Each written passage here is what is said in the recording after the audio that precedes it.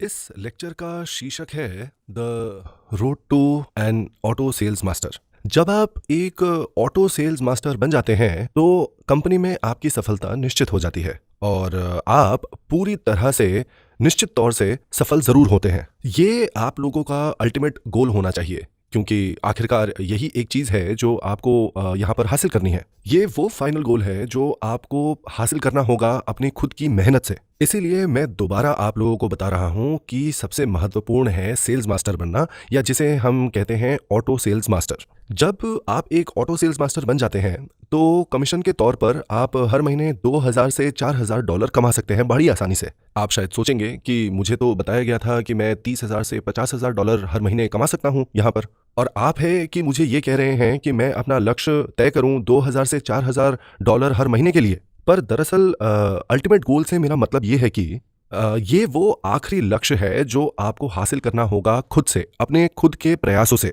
अब इसके बाद का जो कुछ भी है वो आपको अपने आप ही मिलता चला जाएगा यहाँ पर। तो मेरा कहना यह है कि अगर सोचिए आपको डायमंड मास्टर बनना है, अपने अकेले के प्रयासों से इसे हासिल करना बहुत ज़्यादा मुश्किल होगा आपके लिए। इसके बजाय आपको एक ऑटो सेल्स मास्टर बनने की बहुत ज़्यादा ज़रूरत है। फिर होगा ये कि जो लोग अपने आप ऑटो सेल्स मास्टर्स बन सकते हैं वो खुद ही आपके पास काम करने आ जाएंगे और वो खुद आपके साथ जुड़ने लगेंगे। और एक बार जब ऐसे लोग आपके लेफ्ट और राइट में जुड़ जाएंगे तब होगा ये कि आप अपने आप आगे बढ़ जाएंगे और आप एक ऑटो डायमंड मास्टर बन जाएंगे।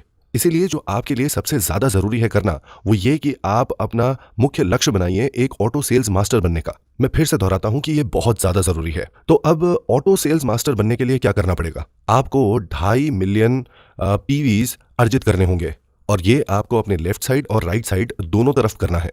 और ये आपको हर महीने में 2 बार करना है। अगर दूसरे शब्दों में कहूँ तो हर 15 दिन में। जो क्लोजिंग है वो हर महीने की 15 तारीख को और हर महीने की आखिरी तारीख को की जाती है। तो हर महीने आपको 5 मिलियन पीवी चाहिए दोनों साइड पर, है ना? एक ऑटो सेल्स मास्टर बनने के लिए बहुत ज़्यादा ज़रूरी है कि आपके लाइन में ऑटो कंज्यूमर्स ज़रूर हों, मतलब आपके साथ ऑटो कंज्यूमर्स जुड़े हुए हों। बिना ऑटो कंज्यूमर्स के ऑटो सेल्स मास्टर बनना तकरीबन नामुमकिन ही है। तो ऑटो कंज्यूमर बनने के लिए क्या मानदंड ज़रूरी है? सबसे पहला तो वो इतने शिक्षित हो कि स्वयं अपने आप को रजिस्टर करवा सके। उनके लिए खुद सब कुछ करने के बजाय उन्हें सिखाइए कि रजिस्टर कैसे किया जा सकता है, कि वो खुद अपने आप को कैसे रजिस्टर करवा सकते हैं। अगर किसी इंसान को कंप्यूटर या इंटरनेट के बारे में थोड़ी सी भी जानकारी है, उन्हें रजिस्टर कैसे करना है ये सिखाइए और उनका मार्गदर्शन कीजिए, ना कि सब कुछ उनके लिए आप खुद ही करते रहेंगे।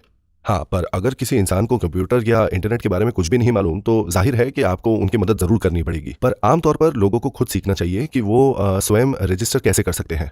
दूसरी ज़रूरी बात कि उनको उत्पादों के विषय में, हमारे प्रोडक्ट्स के विषय में पता होना चाहिए, उसकी जानकारी होनी चाहिए। तीसरी ज़रूरी बात यह है कि उन लोगों ने, जो आपके ऑटो कंज्यूमर बन रहे हैं, उन्होंने खुद हमारे प्रोडक्ट्स को इस्तेमाल किया होना चाहिए। ये उत्पाद बहुत ही अच्छा है, मैं इस प्रोडक्ट को सारी ज़िंदगी इस्तेमाल करना चाहता हूँ। इसका मतलब ये है कि उन्हें खुद इन प्रोडक्ट्स को खरीदना पड़ेगा, इन उत्पादों को उन्हें खुद खरीदना है। इसका मतलब ये नहीं है कि आप उनसे ऑर्डर लें और उन्हें प्रोडक्ट्स डिलीवर करें। हाँ, कुछ लोग ऐसे ज़रूर हैं जिनको इस चीज़ की ज़रूरत पड़ेगी, पर एक ऑटो कंज्यूमर वो इंसान होगा जो खुद प्रोडक्ट्स को खरीदेगा और खुद उसका इस्तेमाल करेगा। इससे कोई फ़र्क नहीं पड़ता कि मुझे जानकारी होगी या नहीं होगी। वो ऐसे इंसान होने चाहिए, ऑटो कंज्यूमर ऐसे लोग होने चाहिए जिनके पास खुद इच्छा हो और जो खुद अपने प्रोडक्ट्स खरीदे और उनका इस्तेमाल करें। ऐसा करने के लिए हमें उनको हमारे प्रोडक्ट्स के बारे में जानकारी देनी पड़ेगी, है ना? हमें उन्हें ये बताना पड़ेगा कि हमारे प्रोडक्ट्स कितने अच्छे हैं, है ना? एक अच्छा कंज्यूमर वो है जो खुद प्रोडक्ट्स का इस्तेमाल करे और फिर अपने निजी एक्सपीरियंस से इस नतीजे पर पहुंचे कि ये प्रोडक्ट बहुत अच्छा है और मैं इसको सारी ज़िंदगी इस्तेमाल करूंगा, और फिर वो खुद ही उन प्रोडक्ट्स को खरीदने लगे। अगर कोई ये सारी चीज़ें करने के लिए तैयार हो और इन सारी चीज़ों को करे तो फिर वो इंसान ऑटो कंज्यूमर बन सकता है। अगली चीज जो इस इंसान को करनी है वो ये है कि वो 5वीं बात पर अमल करे, जो कि है कि वो एक ऐसा इंसान बने जो दूसरे लोगों को इन प्रोडक्ट्स के बारे में बताए, दूसरे लोगों के साथ इन प्रोडक्ट्स को साझा करे। एक बार जब आप इन लोगों को प्रशिक्षित कर सकते हैं ऐसा करने के लिए, तो फिर ये लोग बन जाते हैं ऑटो कंज्यूमर्स। दूसरे शब्दों में कहूँ तो जो लोग खुद प्रोडक्ट्स खरीदते हैं और खुद उनका इस्तेमाल करते हैं और फिर उन प्रोडक्ट्स के बारे में दूसरे लोगों को बताते हैं और दूसरे लोगों को इन प्रोडक्ट्स के बारे में जानकारी देते हैं, उन लोगों को आखिरकार हम क्या कहते हैं? बिल्कुल सही, उन लोगों को हम कहते हैं ऑटो कंज्यूमर्स। ऑटो कंज्यूमर्स, हमें ऐसे ऑटो कंज्यूमर्स की जरूरत पड़ती है हमारे लेफ्ट और राइट साइड में। तो अब ज़रूरी बात ये आती है कि हमें कितने ऐसे ऑटो कंज्यूमर्स की ज़रूरत पड़ती है। आमतौर पर जब एक कंज्यूमर हमारे प्रोडक्ट्स का इस्तेमाल करता है, वो तकरीबन 15 दिनों में 50,000 पीवी इस्तेमाल करता है और 1 महीने में तकरीबन 1 लाख पीवीज़ का इस्तेमाल करता है। उदाहरण के तौर पर एक कॉस्मेटिक सेट को 2 से 3 महीने तक इस्तेमाल किया जा सकता है। अगर हम एक्सक्लूसिव डिस्ट्रीब्यूटर प्राइस की बात करें तो ये होगा तकरीबन 25,000 पीवीज़, और अगर ये लोग हेमोहिम का एक डब्बा 1 महीने में इस्तेमाल कर लेते हैं तो ये होगा एक और 25,000 पीवीज़। इसके बाद अगर हम टूथब्रश या टूथपेस्ट या और भी दूसरे प्रोडक्ट्स को जोड़ने लगे तो फिर ये तकरीबन कुछ और 1000 पीवीज़ ज़रूर बन जाएंगे जो कि हमारे खाते में जुड़ जाएंगे। एक कंज्यूमर इन प्रोडक्ट्स का इस्तेमाल तो ज़रूर करेगा, पर उसके परिवार में दूसरे सदस्य भी तो है ना?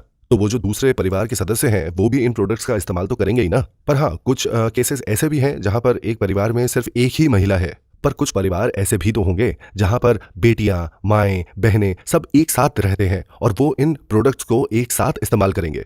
अमूमन एक परिवार एक सेट जरूर इस्तेमाल करेगा।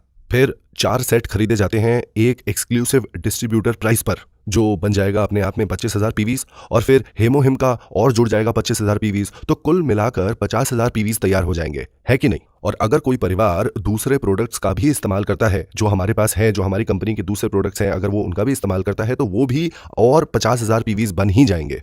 तो जब एक परिवार जिसके पास प्रोडक्ट्स, जानकारी और निजी एक्सपीरियंस होगा, तब वो 1 लाख पीवीज़ के प्रोडक्ट्स हर महीने इस्तेमाल कर ही लेंगे। चलिए अब ये मान लेते हैं कि आपको 1 महीने में एक परिवार से 1 लाख पीवीज़ मिलते ही हैं। तो अब अगर आपको 5 मिलियन पीवीज़ की ज़रूरत है, अगर आपको 5 मिलियन पीवीज़ अर्जित करने हैं, तो आपको कितने लोगों की ज़रूरत पड़ेगी? 50 लोगों की। सही कहा ना मैंने? 50 लोगों की ज़रूरत पड़ेगी आपको। अब मैं जो यहाँ 50 लोगों की बात कर रहा हूँ, मैं सिर्फ रजिस्टर्ड मेंबर्स या रजिस्टर्ड सदस्यों की बात नहीं कर रहा हूँ। यहाँ मैं जिन लोगों की बात कर रहा हूँ, उन्हें अच्छी तरह से प्रशिक्षित किया गया है और वो खुद की खरीदारी करने में पूर्णतः सक्षम है। एक बार जब आपको ऐसे लोग मिल जाएंगे तो आप ऑटो सेल्स मास्टर बहुत जल्द बन सकते हैं। तो अगर आपके पास 50 ऑटो कंज्यूमर्स हैं तो आप हर 15 दिन में 2.5 मिलियन पीवीज़ अर्जित कर सकते हैं, और इसका मतलब ये है कि आप बड़ी आसानी से ऑटो सेल्स मास्टर बन सकते हैं। पर सोचने वाली बात यहाँ पर यह है कि ये लोग जो हैं, ये सोचिए, मान लीजिए इस महीने 6 मिलियन पीवी बना सकते हैं। ऐसा भी तो हो सकता है कि ये अगले महीने 4 मिलियन पीवीज़ ही बना पाए, है कि नहीं? तो यहाँ पर आपको अपनी संभावनाएं बढ़ाने की जरूरत है। सोच कर देखिए, 50 ऑटो कंज्यूमर्स के बजाय अगर आपके पास 100 ऑटो कंज्यूमर्स हो तो फिर क्या होगा? आप लगातार बार बार हर महीने ऑटो सेल्स मास्टर जरूर बन सकते हैं। तो अगर आपके पास 100 ऑटो कंज्यूमर्स हैं, दोनों साइड में, लेफ्ट में भी और राइट में भी, तो कुल मिलाकर आपके पास अब हैं 200 लोग जो रजिस्टर्ड मेंबर्स हैं, रजिस्टर्ड सदस्य हैं और खुद अपनी खरीदारी करने में सक्षम हैं।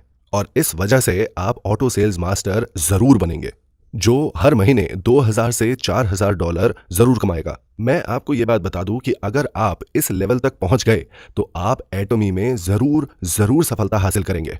आपके 2,000 से 4,000 डॉलर कमाने तो निश्चित है। अब चाहे आप कहीं छुट्टियां मनाने गए हुए हों या आप किसी कारणवश किसी अस्पताल में भर्ती हुए हैं, सिर्फ एक ऑटो सेल्स मास्टर बनने से आपके 2,000 से 4,000 डॉलर तक की कमाई तो निश्चित हो जाएगी। अब बताइए, क्या आप हार मान जाएंगे या आप इसे और ज्यादा करना चाहेंगे? बताइए। असल में जब आप इस स्तर तक पहुंच जाएंगे, जब आप इस लेवल तक पहुंच जाएंगे, तब आपको इस बिजनेस में बहुत मजा आने लगेगा। अगर एक इंसान को किसी चीज में बहुत मजा आ रहा है तो वो लगातार उसके बारे में बात करता है कि नहीं? हाँ बिल्कुल, वो यही करता है, वो बार बार उस चीज के बारे में बात करता रहता है। अब जब आप 2,000 से 4,000 डॉलर प्रति माह कमा रहे होंगे तो आपके डाउनलाइंस क्या कुछ नहीं कमा रहे होंगे? नहीं, ऐसा बिल्कुल भी नहीं है। आपके कुछ डाउनलाइंस 200 डॉलर कमाएंगे और कुछ डाउनलाइंस ऐसे होंगे जो 400 से 600 डॉलर भी कमाएंगे। एक परिवार की कमाई में 500 डॉलर की बढ़त होना, ये एक बहुत बड़ी बात होती है। और अगर कोई बदलाव आता है तो ज्यादातर वो एक बहुत बड़ा बदलाव ही होता है। अगर आप एक महीने के घर के सामान की खरीदारी में 500 डॉलर ज्यादा खर्च करते हैं तो आपका परिवार अच्छे पकवानों का लुत्फ जरूर उठाएगा। आपकी जीवन की गुणवत्ता, आपकी लाइफ की क्वालिटी काफी हद तक बदल सकती है। सोच कर देखिए कि अगर आपकी कमाई में 500 डॉलर बढ़ जाते हैं तो ऐसा भी हो सकता है कि आपका घर भी बड़ा हो जाए। ऐसा हो सकता है। ये हो सकता है कि आप अपने घर को थोड़ा सा बड़ा करें। तो अब ये सोचकर देखिए कि आपके जो डाउनलाइन हैं, आपके लेफ्ट साइड में, आपके राइट साइड में जो आपके डाउनलाइन हैं, जो 300 डॉलर से 1,000 डॉलर के आसपास कमाएंगे, क्या वो भी 2,000 से 4,000 डॉलर कमाने की तरफ बढ़ेंगे? हाँ बिल्कुल, वो आगे बढ़ेंगे, क्योंकि आगे बढ़ना बहुत अच्छी बात होती है। एकदम शुरुआती दौर में बहुत सारा पैसा कमाना हमेशा दरअसल बहुत अच्छी बात नहीं होती है। ये कुछ ऐसा बिजनेस नहीं है या ऐसा कोई काम नहीं है जहां आपको हर दिन समय पर ऑफिस जाना पड़ेगा। आप अपनी मर्जी से अपने समय का इस्तेमाल कर रहे हैं और ना ही आपको बहुत ज़्यादा बड़े किसी निवेश की ज़रूरत है। और ऐसा भी नहीं है कि इस व्यवसाय में आप बहुत बड़ा कोई जोखिम उठा रहे हैं। तो आप मुझे बताइए कि ऐसी परिस्थिति में कौन ऐसा इंसान होगा जो कुछ हजार डॉलर नहीं कमाना चाहता होगा। एक बार जब आप ऑटो सेल्स मास्टर बन जाते हैं तो मैं आपको बता दूं कि कई चीजें ऐसी हैं जो खुद ब खुद यहां पर होने लगती हैं। अब बात यह भी है कि अगर आपने अपना लक्ष्य बहुत ऊंचा रखा है तो आप ये सोचेंगे कि हे भगवान, ये 50,000 डॉलर मेरे लिए कमाना मुमकिन है भी या नहीं। चलो एक काम करता हूं, मैं अपने लक्ष्य को उतार के 30,000 डॉलर पे ले आता हूं। अब आप मुझे बताइए कि ये 2,000 से 4,000 डॉलर कमाने के लक्ष्य को पाना कितना असंभव है, और दोनों तरफ डाउनलाइन के तौर पर 100 लोगों का होना। अब अगर आप कहीं पर ये सुने कि कोई ऐसा इंसान है जिसके डाउनलाइन में 1,000 लोग हैं दोनों तरफ, या ऐसा कि 10,000 लोग हैं उसके डाउनलाइन के तौर पे दोनों तरफ, आप सोचेंगे कि अरे वाह, क्या मैं ये कर पाऊंगा।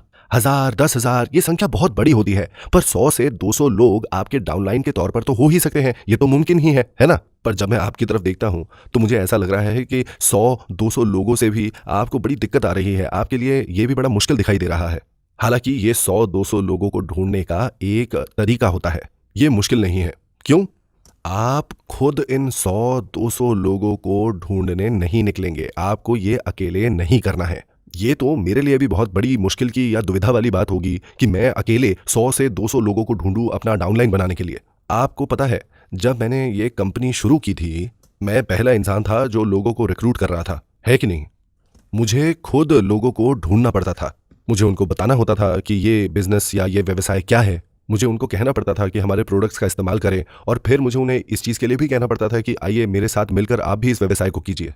तो अब ये बताइए कि मेरी बात सुनकर आपको क्या लगता है कि कितने लोग ऐसे होंगे जो मेरे साथ मिलकर इस व्यवसाय को करने के लिए तैयार थे या मेरे साथ चलने के लिए तैयार थे इस सफ़र पर? 17 लोग? नहीं नहीं, 17 लोगों से भी कम थे। मैंने 17 लोग खुद अपने आप से रिक्रूट नहीं किए थे। उदाहरण के तौर पर मैंने सिर्फ रॉयल मास्टर जियोंग सू पार्क को बताया था, जिनका एक सूप का रेस्टोरेंट था जो कि अच्छा नहीं काम कर रहा था और वो बंद हो चुका था, और मिस्टर क्यू जुंग चोई उस जगह पर फूड प्रोडक्ट्स सप्लाई करते थे। तो अब बताइए कि आपको क्या लगता है कि उन्हें किसने रिक्रूट किया था? क्या वो मैं था या रॉयल मास्टर जियोंग सू पार्क थे जिन्होंने उसे रिक्रूट किया था? रॉयल मास्टर जियोंग सू पार्क ने उन्हें रिक्रूट किया था। यहाँ तक कि मैं भी 200 लोगों को खुद रिक्रूट अकेला नहीं कर पाया था। मैं आपको क्या बताऊं, इतने लोग थे जिन्होंने हमारे साथ आने से मना कर दिया, जबकि मैंने उनसे बहुत तहे दिल से दरख्वास्त की थी कि वो हमारे साथ आए और हमारे साथ काम करें। मैंने कई सौ लोगों को फ़ोन किया था और उन्हें बताया था कि मैं ये बिज़नेस तैयार कर रहा हूँ, मैं ये व्यवसाय शुरू करने जा रहा हूँ, प्लीज़ आइए और हमारे इन प्रोडक्ट्स का इस्तेमाल कीजिए। फिर भी इतने सब के बाद कुछ ही लोग थे जो आए। अब ये जो 5-6 लोग थे जो आए थे, यही वो लोग थे जिन्होंने दूसरे सदस्यों को रिक्रूट किया था, जिन्होंने दूसरे सदस्यों को इस व्यवसाय में हमारे साथ जोड़ा। तो जब मैं आपको 200 लोगों को रिक्रूट करने के लिए कहता हूं, मैं आपको ये नहीं कह रहा कि उन 200 लोगों को खुद बाहर जाके अकेले ढूंढिए। एक बार जब आप अपने जान पहचान के लोगों को रिक्रूट करना शुरू कर देते हैं, या ऐसे लोगों को भी जिनके साथ आपकी जान पहचान नहीं है, तो आपको क्या लगता है कि लोग आपकी बात सुन के आपके साथ चल पड़ेंगे? नहीं, ऐसा बिल्कुल नहीं होगा। अगर किसी इंसान ने एक सुपरमार्केट में $2 लाख का निवेश किया है, आपको क्या लगता है वो सिर्फ आपके कह देने से ही आपके साथ चल पड़ेगा? मेरी मानिए, ऐसा बिल्कुल नहीं होगा। वो इंसान तब तक आपके पास नहीं आएगा जब तक वो हार नहीं जाता, या फिर उसके पास जब तक आपके लिए वक्त नहीं निकल आता। दरअसल ज्यादातर लोग ऐसे ही होते हैं। आप सारी रात सोचते रहते हैं अपने व्यवसाय के बारे में उन्हें बताने के लिए, और जब आप उन्हें बताते हैं तो फिर वो मना कर देते हैं, और फिर आप सोचते हैं मुझे मालूम था यही होने वाला था। उस इंसान ने आपको मना कर दिया ये करने से क्योंकि उसके पास कोई वजह थी ये ना करने की। पर आप शायद सोचेंगे कि ये बिजनेस या ये व्यवसाय बहुत मुश्किल है करना। एटमी जैसे व्यवसाय को करना हर किसी के बस की बात नहीं है। सोचकर देखिए, इस देश को कौन लीड करेगा? स्कूल करेंगे क्या? अगर दूसरे शब्दों में कहूं तो ये व्यवसाय हर कोई नहीं कर सकता है। कुछ लोग ऐसे होंगे जिनको ये व्यवसाय करना ही है। हमारा काम है ऐसे लोगों को ढूंढ कर निकालना। और जब आप लोगों को मनाने लगते हैं तब ये बहुत ज्यादा थकाने वाला काम हो जाता है। आप बहुत जल्दी थकने लग जाते हैं। तो मेरा सुझाव ये है कि इस बारे में बहुत ज्यादा मत सोचिए और उन्हें बस इस व्यवसाय के बारे में बता दीजिए, उन्हें बस जानकारी दे दीजिए। बस इस व्यवसाय के बारे में बताइए, और फिर क्या होगा? जो लोग इस व्यवसाय को करना चाहते हैं वो खुद ब खुद सामने आने लगेंगे। अब सबसे अच्छा तरीका क्या है इस व्यवसाय के बारे में उन्हें बताने के लिए?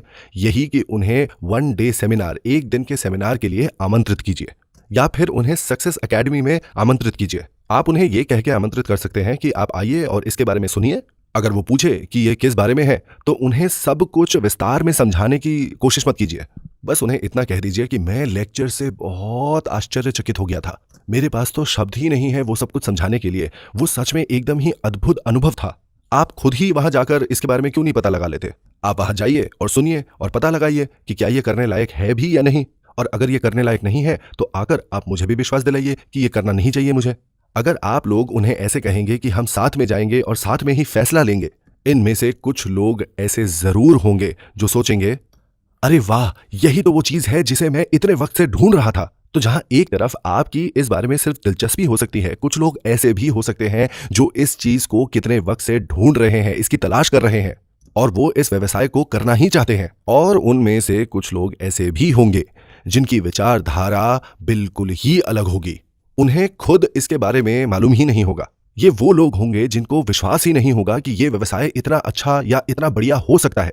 इसका मतलब है कि ऐसे भी लोग हैं जिनके अंदर की प्रतिभा अभी तक उजागर ही नहीं हुई है। उनकी प्रतिभा को आज तक कोई ढूंढ ही नहीं पाया था, पर जब उनको एटमी जैसा बिजनेस मिलता है तो उनकी प्रतिभा तीव्र गति के नदी की तरह बहने लगती है। मैंने एक बार ये कहानी सुनी थी। किसी ने सोचा कि मैं कोशिश करूंगा ऑफिस में पहुंचने वाला सबसे पहला बंदा मैं हूं। तो वो बहुत सुबह सुबह ऑफिस पहुंच गया और उसने देखा कि बाकी सब लोग वहां पे पहले से ही मौजूद थे। अगले दिन वो 1 घंटे और पहले आया, पर आकर देखता है कि लोग अभी भी वहीं पर ही है। उसने सोचा कि अरे यार, ये लोग तो सच में बहुत जल्दी आते होंगे। अगले दिन वो और भी ज्यादा जल्दी आया, पर अभी भी उसने देखा कि लोग पहले से ही मौजूद थे। उसने फिर किसी से पूछा कि अरे तुम लोग आते कितने बजे हो यहां पर? उन्होंने जवाब दिया, अरे भाई, हम तो कल रात घर वापस ही नहीं गए थे। इसका मतलब कि उन्होंने सारी रात जाकर काम किया। इन लोगों की तरह आपको भी कभी कभार अपनी जिंदगी में ऐसा जुनूनी होना पड़ता है अपनी सफलता को हासिल करने के लिए। आपकी आंखों में एक तरह की आग होनी चाहिए। अगर आप ऐसा करते हैं तो सफलता अर्जित करना आसान हो जाता है। कभी कभार ऐसे लोग होते हैं जो सोचते हैं कि पता नहीं मैं ये कर सकता हूं या नहीं, बहरहाल चलो पता लगाता हूं कोई और है जो इसे कर सकता है। दूसरे लोगों से भी बात करके देख लेते हैं कि क्या वो ये करना चाहते हैं या नहीं। ये लोग ज्यादातर इसी तरीके से बात करते हैं या इसी तरीके से व्यवहार होता है इनका। पर कभी कभार पूरी तरह किस्मत के खेल से ये लोग किसी जबरदस्त इंसान से टकरा जाते हैं। आपको पता है, ज्यादातर लोग ये सोचते हैं कि उन्हें जो वो कर रहे हैं उसमें बहुत अच्छा होना चाहिए। तो वो सोचते हैं कि मैं इसमें अच्छा नहीं हूं या मैं वो अच्छी तरह से नहीं कर सकता, और हर चीज का दोष वो अपने ऊपर ले लेते हैं। पर दरअसल किसी की सफलता की अगर बात करें तो उसकी काबिलियत जो है उसका मूल्य सिर्फ 1% ही होता है। ये बात सच है कि आप अपने निजी संबंधों से सफलता को हासिल नहीं कर सकते हैं। मुझे एक बात बताइए कि कहीं पर अगर 1000 लोग खड़े हैं तो आप उनमें से कितने लोगों को उसी वक्त या अपने निजी तौर पर पहचानते होंगे? आज यहाँ पर इतने सारे लोग हैं, पर आप में से कितनों को मैं पहचानता था या जानता था इस कंपनी को शुरू करने से पहले? कुछ गिने चुने लोग ही थे जिन्हें मैं जानता था। आज यहाँ पर कुछ हजार लोग मौजूद हैं, पर मैं सिर्फ कुछ चुनिंदा लोगों को ही पहचानता हूँ। हर कोई किसी न किसी दूसरे इंसान को पहचानता है जो किसी और इंसान को पहचानता है, जो कि आगे चलकर देखते देखते धीरे धीरे मेरे तक आकर पहुंचता है जिसे मैं पहचानता हूँ। इसीलिए मैं ये कह रहा हूं कि आप सिर्फ अपनी काबिलियत पे या सिर्फ अपने जान पहचान के लोगों के दम पर ही सफलता को हासिल नहीं कर सकते हैं। पर हाँ, अगर आपके पास काबिलियत है तो आपको ये व्यवसाय जरूर करना चाहिए। क्यों? सिर्फ हर महीने की तनख्वाह लेकर अपनी काबिलियत को सीमित मत कीजिए। इसी वजह से इस व्यवसाय को कीजिए और अपनी काबिलियत के साथ साथ अपने जीवन को भी बड़ा बनाइए। और वो लोग जिन्हें लगता है कि उनके पास किसी भी तरह की कोई काबिलियत नहीं है, आपको भी ये व्यवसाय करना ही चाहिए। क्यों? मैं बताता हूं। आप बिना किसी काबिलियत के और क्या काम करेंगे? आप कुछ और करके अपनी जीविका अर्जित तो नहीं कर पाएंगे। तो अगर आपको लगता है कि आपके अंदर किसी भी तरह की कोई काबिलियत नहीं है, तो आपको तो एटॉमी जरूर करना चाहिए। चलिए मान लीजिए आप आधे समझदार इंसान हैं। ज्यादातर होगा ये कि आपके आसपास के लोग भी आधे समझदार ही होंगे। आधे समझदार यहाँ पर और कुछ आधे समझदार यहाँ पर, और फिर ठीक उनके पास थोड़े से समझदार यहाँ पर भी आधे समझदार, और कुछ समझदार आधे आधे यहाँ पर भी। और ये आधे आधे समझदार मिलकर पूर्णतः समझदार बन जाएंगे। ये इंसान सोचेगा कि अरे वाह, क्या बढ़िया बिजनेस है ये। जो पूरे समझदार होते हैं उनके पास सिर्फ काबिलियत ही नहीं होती, उन लोगों का बहुत बड़ा पर्सनल नेटवर्क भी होता है। इनमें से कुछ पूरे समझदार लोग जो हैं वो जैसे कि अंतर्राष्ट्रीय खिलाड़ी हो सकते हैं। बहरहाल, अगर आप एटॉमी का बिजनेस करते हैं तो मैं आपको बता दूं कि आपको सफलता जरूर मिलेगी। आपको करना क्या है? आपको इसमें लगे रहना है। आपको इसमें तब तक लगे रहना है जब तक आप एक पूरे समझदार तक पहुंच ना जाते हो। क्या आपको ये बात पता है कि नेटिव अमेरिकन्स कभी अगर रेन डांस करें तो बारिश ज़रूर होती है? ऐसा इसलिए क्योंकि वो तब तक नहीं रुकते जब तक बारिश शुरू नहीं हो जाती। अब हमें पूर्वानुमान या पक्षपात नहीं करना चाहिए इस बात पर कि कोई इंसान इस व्यवसाय को करना चाहेगा या नहीं करना चाहेगा। कानूनी नियमों में इसे पक्षपात करना कहते हैं। उदाहरण के तौर पर मान लीजिए कि कोई इंसान चोर की तरह दिखता हो। अगर ये इंसान कोर्ट में जाता है किसी मुकदमे के लिए, उसे ज़्यादातर उस गुनाह के लिए गुनहगार ठहरा ही दिया जाएगा। एक स्टडी की गई थी ये देखने के लिए कि ठीक इन्हीं परिस्थितियों में एक खूबसूरत महिला के साथ क्या होता है। ज़्यादातर इन खूबसूरत महिलाओं को कम जुर्माना भरना पड़ा कम खूबसूरत लड़कियों के मुकाबले। इन खूबसूरत महिलाओं के चांसेस ज़्यादा थे कि उन्हें गुनहगार नहीं घोषित किया जाएगा। क्यों? ज़्यादातर जज जो थे वो पुरुष थे और उन्होंने पहले से ही इस पे निर्णय ले लिया कि इतनी खूबसूरत महिला जो है इतने घिनौने कार्य और ऐसी वारदातें नहीं कर सकती है, और उन्हें भरोसा था कि ऐसा हो ही नहीं सकता। तो वो इस निष्कर्ष पर पहुंचे कि ये महिलाएं गुनहगार नहीं हैं। इसीलिए आपको पूर्वानुमान नहीं लगाना चाहिए कि कोई इंसान इस व्यवसाय को करेगा या नहीं करेगा। ये वो चीज़ है जिसका फैसला वो इंसान खुद ही लेगा। इसे कहा जाता है लॉ ऑफ ओन माइंड।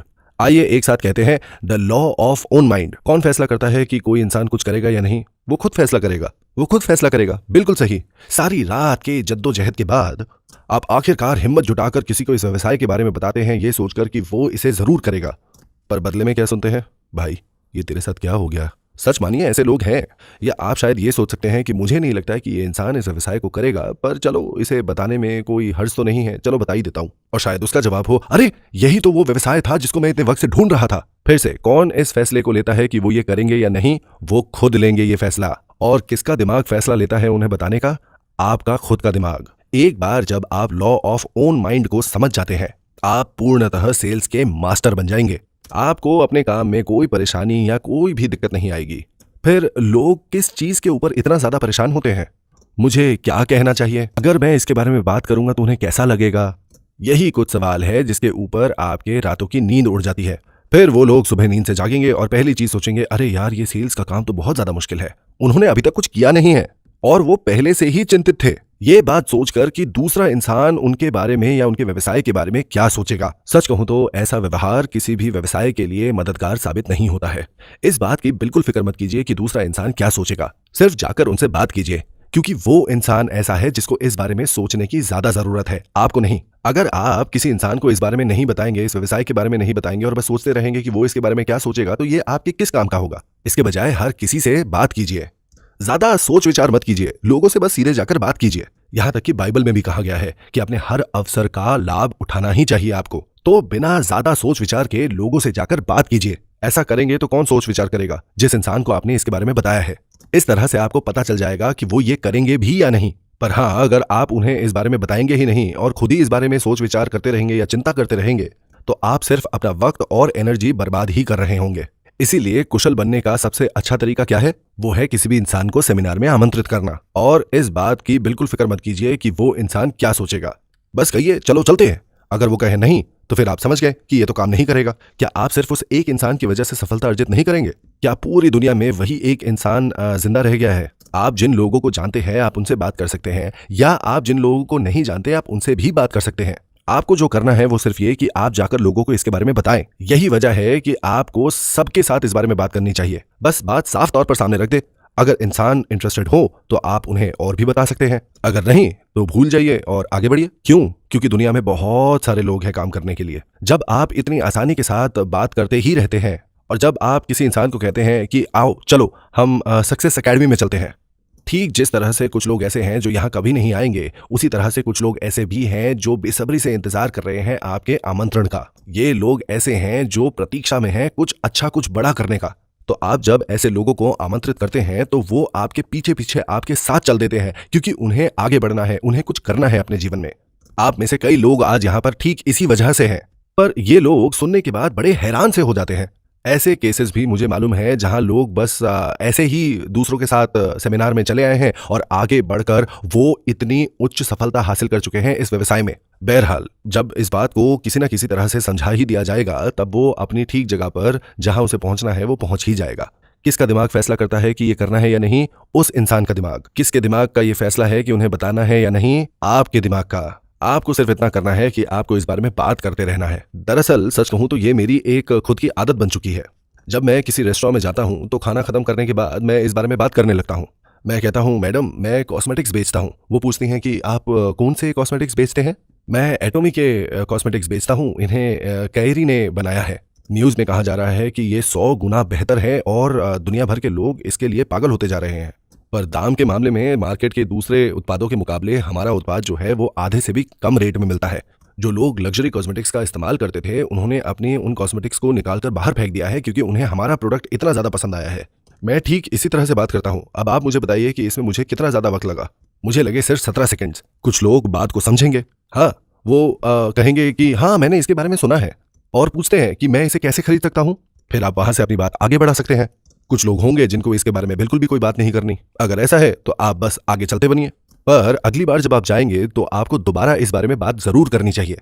बहरहाल ये बहुत ज्यादा जरूरी है कि आप बार बार इस बारे में बात करते रहें।